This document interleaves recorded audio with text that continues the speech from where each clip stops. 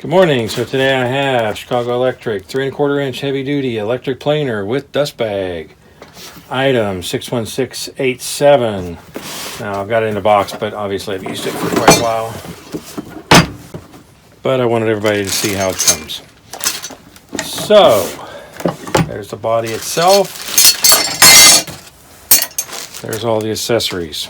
Before we put the accessories on, let's go over the setup. Depth adjustment. It's a very, very hard turn, but it does turn okay, and the lid pops off.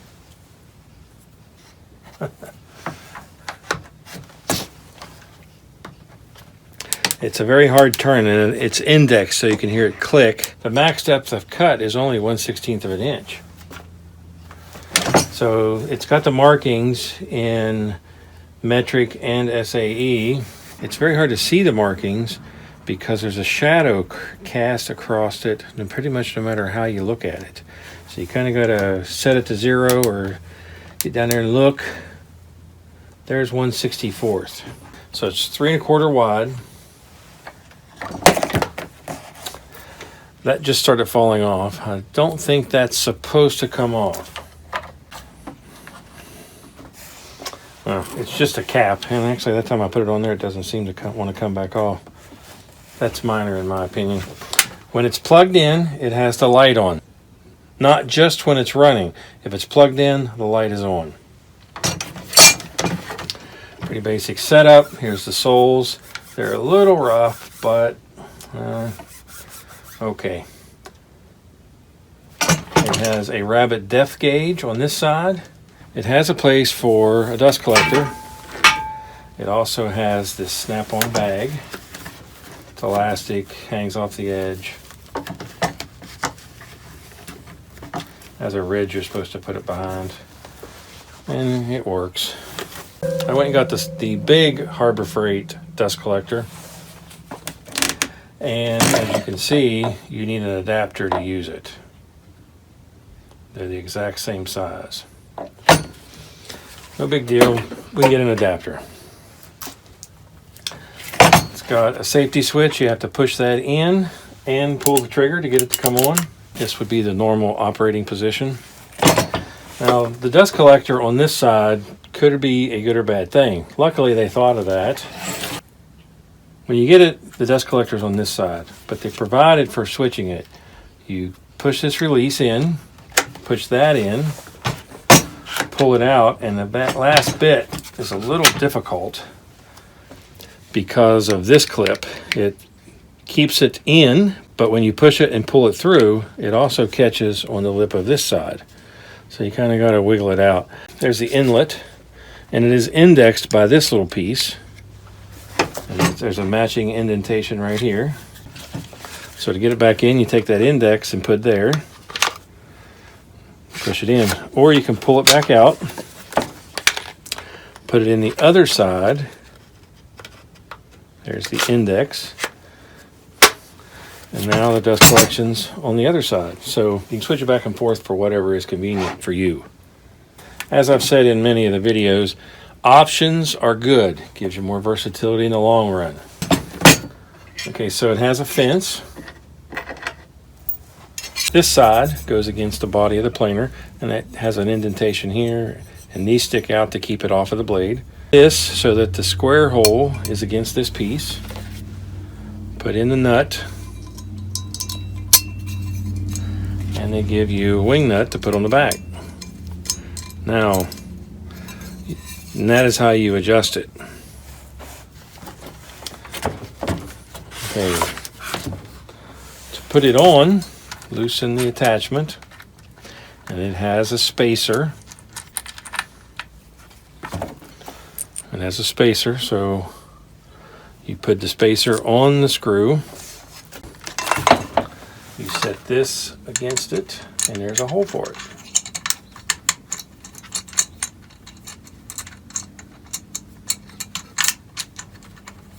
It's a little awkward to turn this nut,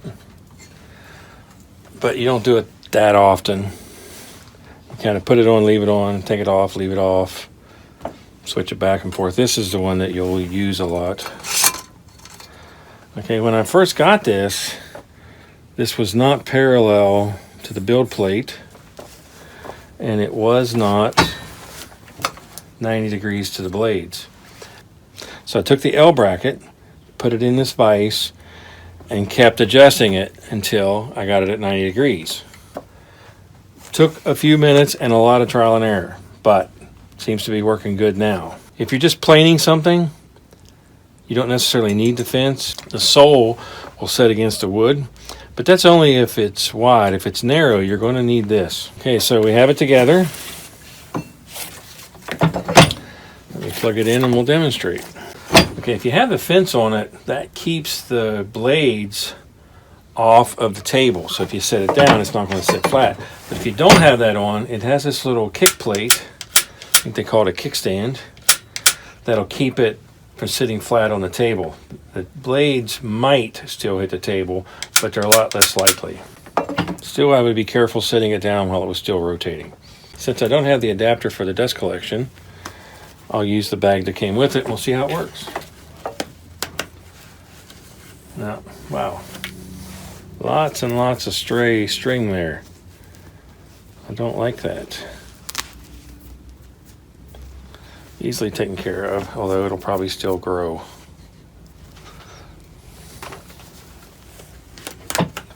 Okay, so it's on. I have a feeling that rubber band's not going to stay inside there very long. Okay, so I just went and got a piece of scrap wood. I'm going to chuck it in the vise. Now the first problem I ran into is unless I've got a tall workpiece and get it plenty above the vise, sometimes this interferes with the vise so that I can't get as good a depth of cut. So let's just do a cut real fast, demonstrate it. So as you can see, I've got it plugged in so the light's on. So let's just do a cut. That's a fairly wide surface, a little over an inch. We'll just use the sole plate to keep it level.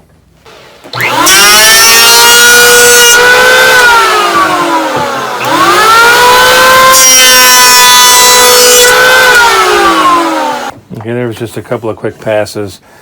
Feels pretty good. I thought I felt it kind of shifts a little bit here sometimes. What you have to do is put the front plate on, start it up, and as soon as the back plate makes contact with the wood, you want to shift the weight of what you're pressing on that, or you'll get snipe on this end. So let me demonstrate that again.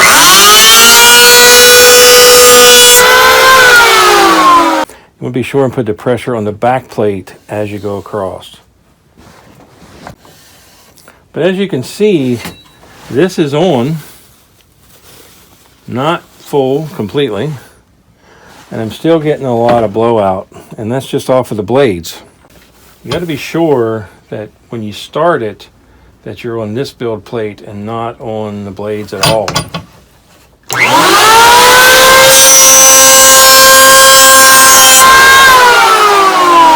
you follow that sequence of front plate, as soon as the blade gets over, put the pressure on the back plate and go forward, you'll get a nice even cut with no snipe.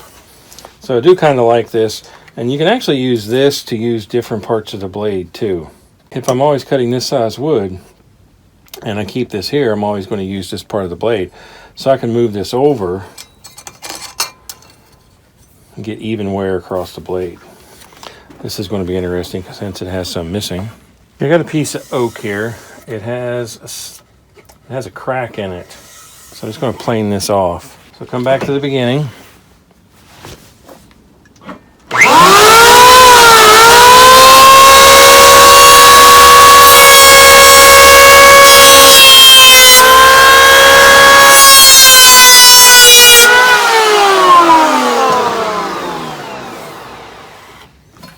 Try that again.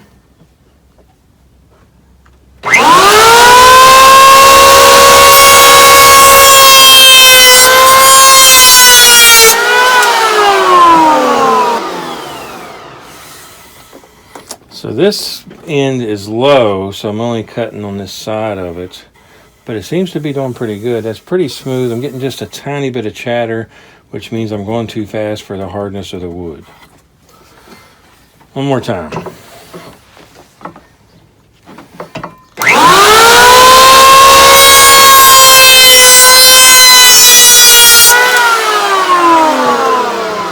starting to come down, so it's shaving it pretty good. So there you go. So even with the dust collection, I've got one hell of a mess here. And if you look at this, that's full. Planing spits out tons and tons of chips.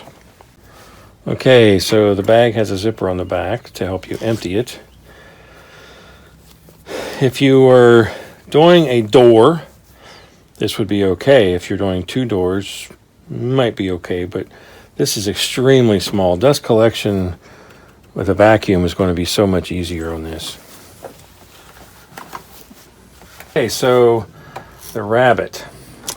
So this is about 1 inch, so I'm going to set this to about 3/4 of an inch.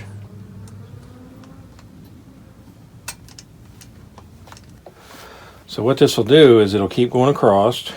When the depth gets that deep, it'll stop cutting. So you just cut as you normally would, it's just this is going to stop you at a depth. So what I've done is set the fence for 3/4 inch width of cut. I've set this for about 1/4 inch depth of cut. Now this is going to keep cutting this until this rides the wood. That wiggles, and that causes a problem because that's wrong. It needs to be that. You can't tighten it up anymore, so let's give it a shot and see what happens.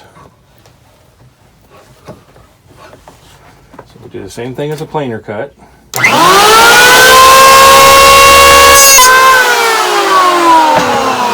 And the bag's pretty much half full. So now you can see the rabbit. Looks pretty good. Looks flat, looks square. Not going to go any deeper. That demonstrates that it'll work.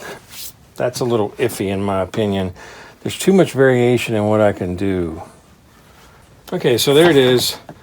Got this adjustment. Till you get this guide square, you're never going to get truly perfect cuts. You got to be sure that this rabbit guide is in place because it keeps slipping. This is too small. I like that it has a light to tell me that it's on. I don't need a light telling me it's running because guess what? I can hear it. Seems to be a pretty solid machine. I really like the option for the dust collection. Switching sides on that's going to be very convenient. It has the safety. That's always good. So I'll give you a close-up of this.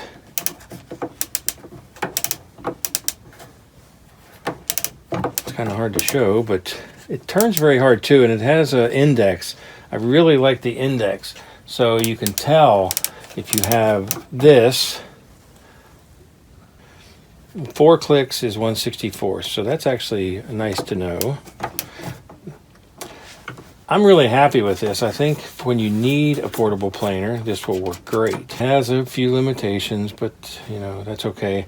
Very versatile tool for me. I don't see myself cutting rabbits with it, but I would see myself using it to plane things. I think I caught this on sale for $39. I think it's well worth the price. I've got a good bit of use out of it, and it's a tool that I'll have and I will use. Well worth the price. So if you like the videos, please subscribe to my channel. Thanks for watching.